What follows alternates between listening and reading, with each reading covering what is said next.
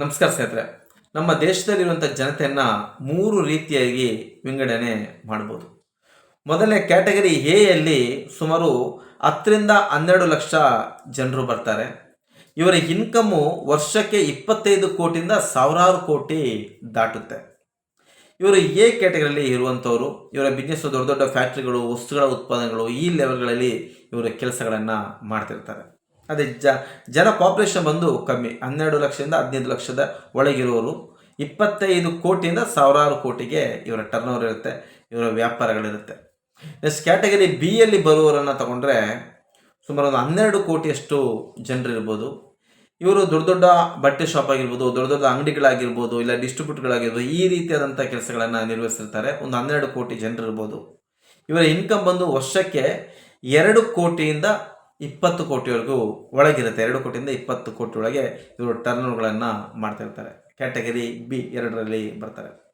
Category 3 ಇದೇ ತುಂಬ important ಆಗಿರೋದು. ಕ್ಯಾಟಗರಿ 3ರಲ್ಲಿ ಉಳಿದ ಅಷ್ಟೂ ಜನರು ಕೂಡ ಬರ್ತಾರೆ.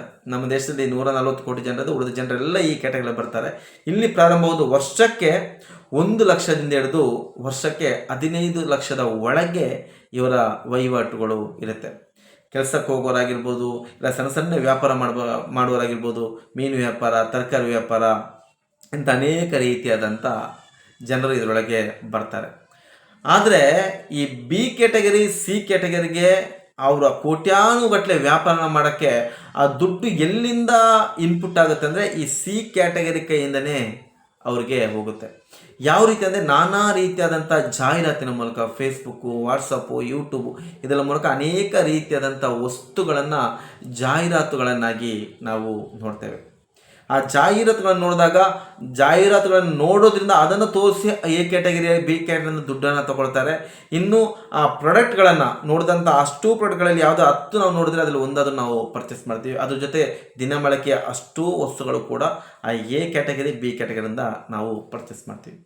ಸೊ ಟೋಟಲ್ ಆಗಿ ಎ ಕ್ಯಾಟಗರಿ, ಬಿ ಕ್ಯಾಟಗರಿಗೆ ಅಷ್ಟು ದುಡ್ಡನ್ನು ತಂದು ಕೊಡುವಂಥವರು ಈ ಸಿ ಕ್ಯಾಟಗರಿಯ ಅಷ್ಟು ಜನರೇ. ಆದರೆ ಟ್ಯಾಕ್ಸ್ ಕಟ್ಟೋದು ಕೂಡ ಸಿ ಕ್ಯಾಟಗರಿ ಅಷ್ಟೇ ಜನರು ಟ್ಯಾಕ್ಸ್ ಕಟ್ತಾರೆ. ಅದೇ ಎ ಕ್ಯಾಟಗರಿ ಆಗಿರ್ಬೋದು, ಬಿ ಕ್ಯಾಟಗರಿ ಆಗಿರ್ಬೋದು. ಎ ಕ್ಯಾಟಗರಿ ಇರುವಂಥ ಒಂದು ಸಣ್ಣ ಉದಾಹರಣೆ ಹೇಳ್ತೀನಿ. ಬಾಂಬೆಯಲ್ಲಿ ತುಂಬ ದೊಡ್ಡ ನಾಯಕ, ಇಡೀ ವಿಶ್ವವೇ ಅವರನ್ನು ಗುರುತಿಸುತ್ತೆ. ಅವರ ಮಗಳು ಬಾಂಬೆಯಲ್ಲಿ ಕೋಟಿಗಟ್ಟಲೆ ರೂಪಾಯಿಯ 2 ಫ್ಲ್ಯಾಟ್ಗಳನ್ನು ಖರೀದಿ ಮಾಡ್ತಾರೆ. 2 ಫ್ಲ್ಯಾಟ್ಗಳನ್ನು ಅವರು ಖರೀದಿ ಮಾಡಿದ್ರು ಕೂಡ ಒಂದೇ ₹1 ಅವರು ಟ್ಯಾಕ್ಸ್ ಕಟ್ಟಲ್ಲ.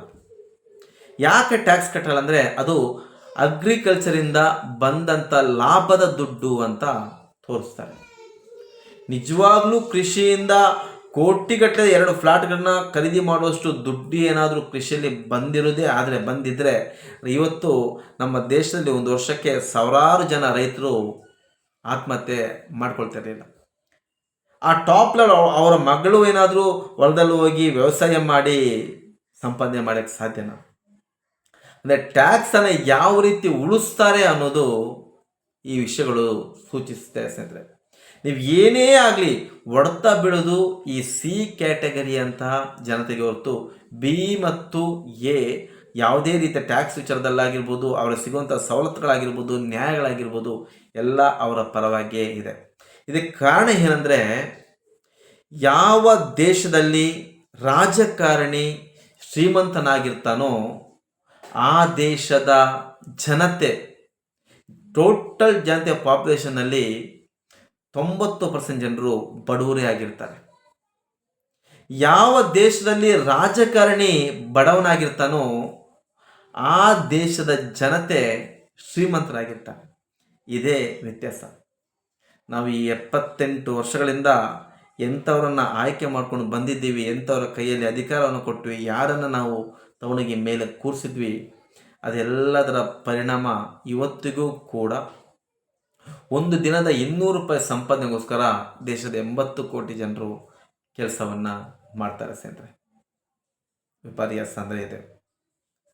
ಇನ್ನು ಮುಂದೆ ಆದರೂ ಕೂಡ ಉತ್ತಮ ರೀತಿಯಾದಂಥ ನಾಯಕರನ್ನು ಪಕ್ಷ ಭೇದ ಮರೆತು ನಿಜವಾಗಿಯೂ ಬಡವರಲ್ಲಿ ಬಡವನೊಬ್ಬನನ್ನು ಆಯ್ಕೆ ಮಾಡಿದಾಗ ಅವನಿಗೆ ಆ ನೋವು ಗೊತ್ತಿರುತ್ತೆ. ಬಡತನದ ನಿರ್ಮೂಲನೆ ಮಾಡುವ ನಿಟ್ಟಿನಲ್ಲಿ ಅವರುಗಳು ಕೆಲಸ ಮಾಡ್ತಾರೆ.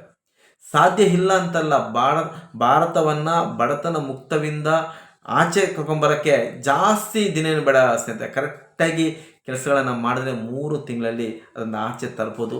ಅಷ್ಟೂ ದುಡ್ಡು ನಮ್ಮ ದೇಶದ ಸಂಪತ್ತಲ್ಲಿದೆ, ನಮ್ಮ ದೇಶದಲ್ಲಿದೆ.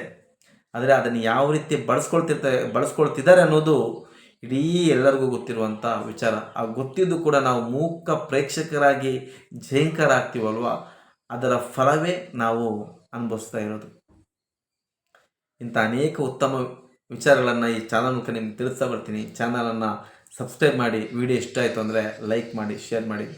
ಮುಂದಿನ ಸಂಚಿಕೆಯಲ್ಲಿ ಇನ್ನೊಂದು ಉತ್ತಮವಾದ ವಿಚಾರಗಳೊಂದಿಗೆ ನಿಮ್ಮ ಮುಂದೆ ಬರ್ತೀನಿ. ಅಲ್ಲಿವರೆಗೂ ನಮಸ್ಕಾರ ಸ್ನೇಹಿತರೆ.